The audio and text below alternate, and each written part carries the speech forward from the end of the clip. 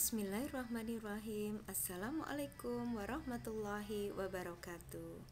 Bagaimana kabarnya anak-anakku kelas 6 yang solih dan solihah? Semoga kalian semuanya senantiasa sehat dan tetap semangat ya. Alhamdulillah anak-anak, hari ini kita akan melanjutkan pembelajaran tematik muatan PPKN tema 3 pada subtema 2 dan subtema 3.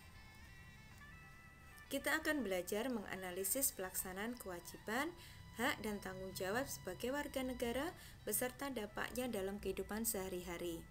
Dan kemudian kita akan belajar menyajikan hasil analisis pelaksanaan kewajiban, hak dan tanggung jawab sebagai warga masyarakat beserta dampaknya dalam kehidupan sehari-hari. Tujuan pembelajarannya adalah 1. Kalian mampu mengidentifikasi contoh dan manfaat kewajiban dalam kehidupan sehari-hari dengan benar. 2. Kalian mampu melaporkan makna kewajiban, contoh kewajiban, dan hal yang dilakukan supaya dapat menjalankan dengan baik secara terinci. 3. Kalian mampu menjelaskan dampak dari melaksanakan dan tidak melaksanakan tanggung jawab terhadap kewajiban dengan terperinci. Dan yang 4, kalian mampu menyebutkan contoh tindakan yang menunjukkan tanggung jawab atas hak dan kewajiban dalam kehidupan sehari-hari dengan benar. Mari anak-anak kita awali pembelajaran hari ini dengan mengucap basmalah. Bismillahirrahmanirrahim. Silakan kalian siapkan buku tematiknya. Allah Subhanahu wa taala berfirman dalam surat Al-Baqarah ayat 188. Dan janganlah sebagian kamu memakan harta sebagian yang lain di antara kamu dengan jalan batil.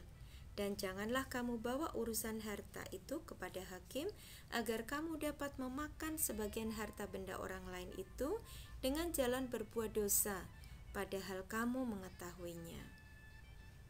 Tafsir dari surat Al-Baqarah ini anak-anak ada 2, yaitu yang pertama, agama Islam sangat menghormati harta milik pribadi dan tidak mengizinkan orang lain untuk mengambil harta orang lain. Yang kedua, kepemilikan harta harus didapatkan dengan jalan yang halal. Mengambil harta orang lain dengan jalan yang tidak benar sangat tidak diperbolehkan, ya. Pengertian kewajiban.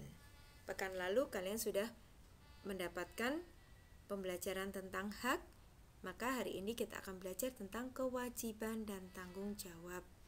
Kewajiban berasal dari kata dasar wajib yang artinya harus. Jadi, kewajiban artinya sesuatu yang harus dilaksanakan oleh seseorang sesuai dengan aturan yang berlaku. Contoh kewajiban antara lain belajar, berbakti kepada orang tua dan guru, mentaati peraturan, dan membayar pajak. Kewajiban anak di rumah, sekolah, dan masyarakat. Mari anak-anak kita perhatikan apa saja kewajiban anak di rumah, di sekolah, dan di masyarakat. Yang pertama, kewajiban anak di rumah membantu orang tua, menjaga kebersihan dan kenyamanan tempat tinggal, menyayangi saudara atau kakak dan adik, dan mematikan peralatan listrik setelah digunakan. Benar anak-anak, kewajiban kalian di rumah seperti ini? Apakah sudah kalian lakukan?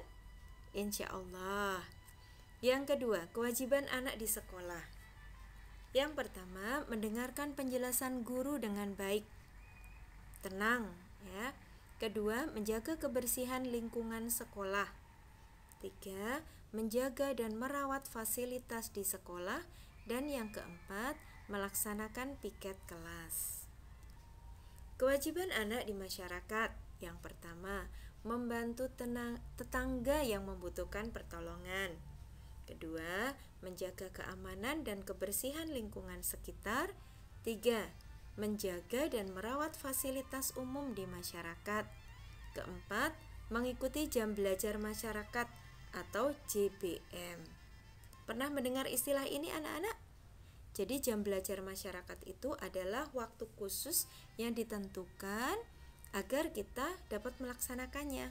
Jadi kalau di Magelang itu sudah ditentukan oleh Perwal, Peraturan Wali Kota. nomor 9 tahun 2011 bahwa jam belajar masyarakat itu dilaksanakan setiap hari kecuali hari Sabtu malam ya. Setiap jam 18.30 sampai jam 20.30 atau jam setengah 7 sampai setengah 9 malam. Jadi pada jam itu kalian wajib untuk belajar. Dan yang terakhir, menggunakan fasilitas umum dengan bijak. Tanggung jawab. Tanggung jawab adalah sikap berani menyelesaikan hingga menanggung akibat dari tugas yang diberikan kepada orang tersebut. Di dalam kehidupan bermasyarakat, setiap orang mempunyai hak, kewajiban, dan tanggung jawab yang berbeda. Dan dalam memenuhi haknya, setiap orang dituntut pula melaksanakan kewajibannya dengan rasa tanggung jawab. Hubungan antara hak, kewajiban, dan tanggung jawab. Hak, kewajiban, dan tanggung jawab harus dilaksanakan dengan seimbang. Orang yang bertanggung jawab akan menjalankan dan menyelesaikan tugas dan kewajiban yang diberikan kepadanya dengan sebaik-baiknya. Contohnya ya, untuk kalian yang pelajar, hak kalian adalah mendapat nilai yang bagus. Kewajibannya belajar dengan giat. Tanggung jawabnya mengerjakan tugas yang diberikan dengan sungguh-sungguh. Jadi anak-anak, walaupun kalian belajar dengan sistem daring di rumah, kalian tetap harus sungguh-sungguh. Ya, saat mengerjakan tugas harus kalian laksanakan itu dengan sebaik-baiknya. Kalian niatkan untuk ibadah, maka hasilnya akan kalian mendapatkan pahala dan juga mendapatkan nilai yang bagus. Sekarang silakan kalian perhatikan bacaan di halaman 109 dengan judul kewajiban dan tanggung jawab. Ustazah bacakan ya, silakan kalian simak. Ani adalah putri dari Bapak dan Ibu Yakob. Pak Yakob mendaftarkan Ani di sekolah yang cukup ternama di desanya. Pak Yakob memenuhi semua kebutuhan sekolah Ani, seperti buku-buku, seragam sekolah, serta peralatan lainnya. Bu Yakob juga selalu membekali makanan sehat untuk Ani di sekolah. Ani sangat bersyukur dengan perhatian ayah dan ibunya. Ia selalu mematuhi nasihat ayah dan ibu. Ani juga rajin sekolah, rajin belajar, dan mengerjakan tugas sekolah tanpa diingatkan. Ani kemudian selalu naik kelas dengan nilai yang memuaskan. Bapak dan Ibu Yakob sangat bangga dengan Ani. Mari kita menjawab pertanyaan berikutnya. Dari bacaan yang tadi ya anak-anak, kita jawab bersama-sama. Nomor 1. Sebutkan kewajiban Ani dalam cerita tersebut. Apa anak-anak kewajiban Ani dalam cerita tersebut? Ya, betul. Kewajiban Ani adalah mematuhi orang tua. Kemudian rajin bersekolah, rajin belajar, dan kemudian mengerjakan tugas tanpa harus diingatkan. Kedua, apakah Ani telah menjalankan kewajibannya? Jelaskan dan berikan contoh. Sudah ya anak-anak, Ani telah menjalankan kewajibannya dengan sangat baik. Dia rajin belajar, dia menyelesaikan tugasnya dengan tepat waktu. Yang ketiga, apa manfaat kewajiban tersebut bagi masa depan Ani? Apa manfaatnya anak-anak?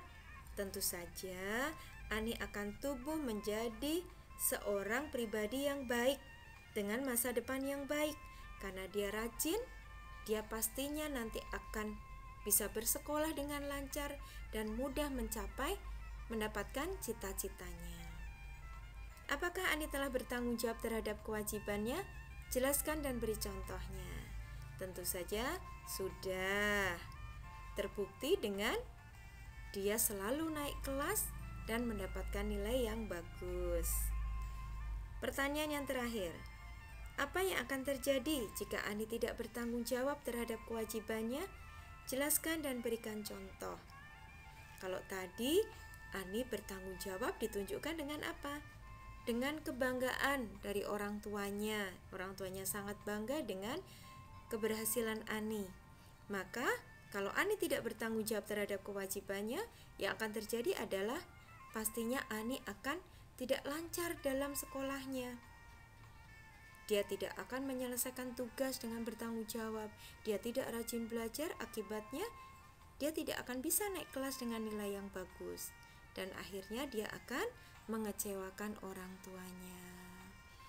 Subhanallah ya anak-anak, mudah-mudahan kalian semuanya bisa seperti contoh Ani ini.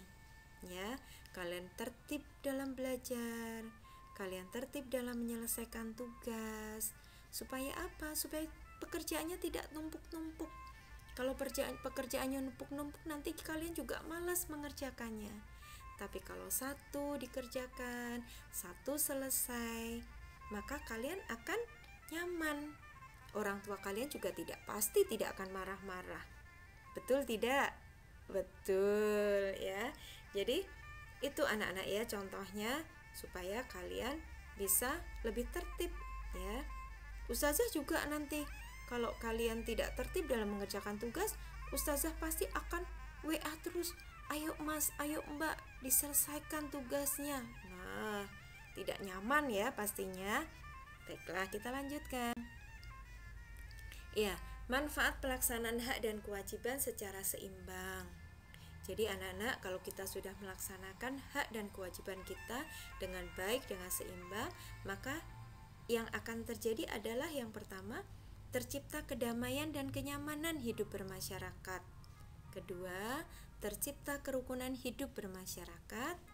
Tiga, meningkatnya mutu pendidikan dan kesehatan. Keempat, keadilan dan kesejahteraan akan merata. Dan yang kelima, terhindar dari ketimpangan atau kesenjangan sosial. Hak dan kewajiban dalam penggunaan listrik. Di dalam tema 3 kita belajar tentang tokoh dan penemuan, dan salah satunya adalah penemuan listrik. Alhamdulillah kita bersyukur karena kita bisa menggunakan listrik ya. Lalu hak kita apa? Yang pertama tadi, menggunakan listrik untuk menghidupkan atau menggerakkan alat-alat elektronik, terutama alat-alat rumah tangga seperti rice cooker, kemudian kulkas ya, kemudian televisi dan segala macam. Yang kedua, hak kita adalah melakukan penghematan dalam penggunaan listrik. Dan yang ketiga, mendapatkan penerangan jalan yang dibiayai oleh negara. Lalu kewajiban kita apa? Kewajibannya adalah menjaga dan merawat alat-alat rumah tangga atau alat-alat elektronik tadi. Yang kedua, menjaga kelestarian listrik sebagai salah satu sumber energi, termasuk tadi contohnya penghematan. Saat kita sudah selesai menggunakan alat listrik, maka kita matikan. Setelah kita selesai menonton televisi, segera matikan. Setelah kita mengerjakan tugas misalkan di laptop sudah mati, kita cabut ya. Kemudian yang terakhir, membayar pajak listrik. Jadi kewajiban kita ada membayar pajak listrik, membayar iuran listrik setiap bulannya ya. Alhamdulillah anak-anak, ternyata materi hari ini kita sudah selesai. Tugas kalian di rumah yang pertama, membaca rangkuman tema 3 muatan PPKN yang sudah Ustazah bagikan. Dan yang kedua, silahkan kalian nanti mengerjakan latihan soal di Google Form yang linknya akan Ustazah lampirkan setelah ini. Paham ya anak-anak? Alhamdulillah. Semangat PDR, tetap semangat belajar dari rumah, manjada wajada. Mari anak-anak kita tutup pembelajaran hari ini dengan mengucap hamdalah. Alhamdulillahirabbil alamin. Sekian dari Ustazah, wabillahi taufiq wal hidayah. Wassalamualaikum warahmatullahi wabarakatuh.